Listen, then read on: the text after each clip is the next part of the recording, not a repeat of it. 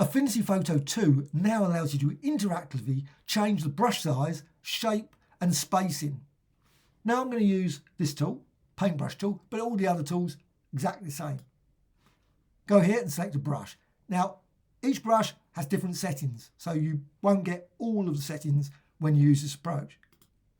Click Basic, one of the basic brushes, and apply. And you can see you can just create that. What you do, hold down the Control and Option key, and that's on the keyboard. This is for a Mac.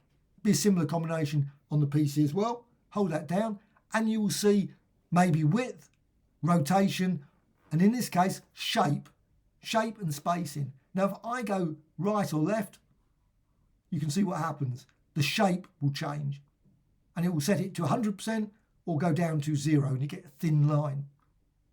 Now, you can also go up and down, and you will see this time the spacing will change. So if I go downwards, the spacing goes all the way to 100%, or go that way and it goes to 1%. That's the lowest value. If I click again, you will see rotation. So I can rotate it. Now, of course, the shape makes hardly any difference at this point, but you can see you can rotate it. You can also click again, and then you can change the width. So I'm just going to change the width by going left to right. So left, decrease, go right, and you can change it. And I don't know if there's a limit, but it will increase and then decrease. Also, you go up and down, and you can change the hardness, so you can see it gets softer. Not every brush has that feature.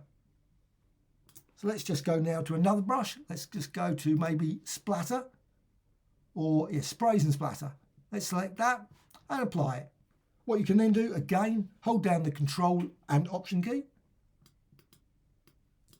And you can see then you get the shape and spacing. Now, unfortunately, there's no shape option for this. So you can just, but in this case, if you go left to right, you can change the spacing. So you can put it all the way over to 100% or down to 1%. Again, click again, and you can see rotation. And this time you can see the rotation there, it just moves around, and then apply.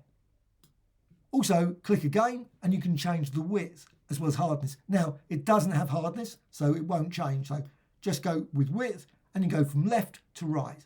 If you try the hardness going up and down, it will not change. It will be stuck at the percentage it says there, 80%.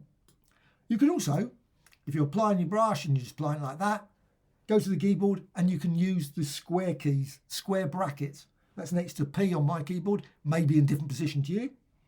Now with that, just press the left square bracket and you can see it decreases. Press the right square bracket and it will increase. Again, there may be a limit, but it will just increase up to that. And that's it. Very quick way of interactively changing things.